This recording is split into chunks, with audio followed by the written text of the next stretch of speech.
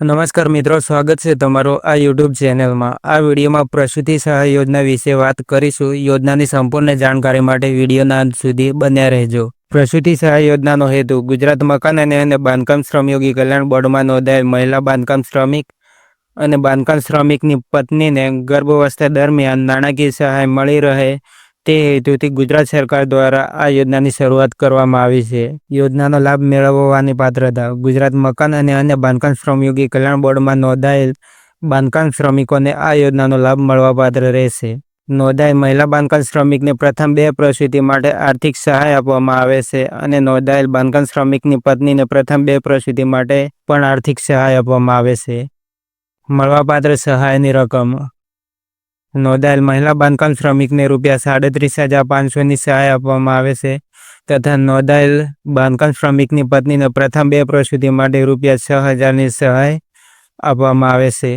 યોજનાનો લાભ લેવા માટે જરૂરી ડોક્યુમેન્ટ: બાંધકામ શ્રમિકનું નિર્માણ કાર્ડ નકલ, સર્જક ગાયકની PSC માન્ય ડૉક્ટરનું પ્રમાણપત્ર અથવા મમતા કાર્ડની નકલ, જન્મના પ્રમાણપત્રની નકલ, લાભાર્થીના આધાર કાર્ડની નકલ, બેંક પાસબુકના પ્રથમ પેજની નકલ, રેશન કાર્ડની નકલ, નમૂના મુજબનું સોગંદનામું, સોગંદનામાનું નમૂનો સન્માન પોર્ટલ પરથી ડાઉનલોડ કરી નમૂના મુજબ સોગંદનામું કરવાનું રહેશે। પ્રસૂતિ સહાય યોજના માટેની શરતો: લાભાર્થીના ખાતામાં સહાય સીધા DBT મારફતે ચૂકવવામાં આવે છે। આ યોજનામાં કસુવાવડના કિસ્સામાં પણ સહાય આપવામાં આવે છે। અરજી કરવાનો સમયગાળો ગર્ભ રહ્યાના તારીખથી 6 માસમાં અરજી કરવાની રહેશે। પ્રસૂતિ સહાય યોજના માટેના નીતિ નિયમો: નોંધાયેલ મહિલા બાંધકામ શ્રમિકના કિસ્સામાં પ્રસૂતિ પહેલાંની સહાય 17,500 જેની અરજી 6 માસમાં કરવાની રહેશે તથા સર્જક ગાયકને PSC માન્ય ડૉક્ટરનું પ્રમાણપત્ર, મમતા કાર્ડની નકલ, ડૉક્ટરનું પ્રમાણપત્ર, મમતા કાર્ડની નકલમાં પ્રસૂતિની સંભવિત તારીખથી અરજી બોર્ડની કચેરીમાં ઇન્વર્ટ થયાની તારીખનો સમયગાળાની ગણતરી કરતાં 6 માસ પૂર્ણ થાય તે પહેલાં અરજી કરવાની રહેશે। એટલે કે ગર્ભ રહ્યાના તારીખથી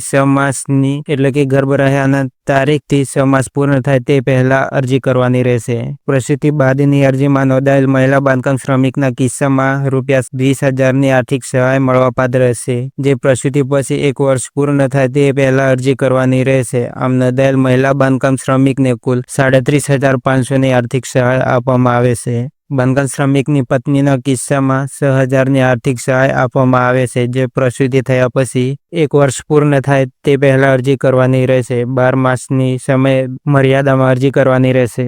પ્રસૂતિ સહાય યોજનાની કાર્યપદ્ધતિ: જો અરજદાર શ્રી દ્વારા ભૌતિક ફોર્મ સબમિટ કર્યું હોય તો જિલ્લા પ્રોજેક્ટ મેનેજર તેને ઓનલાઈન સબમિટ કરશે।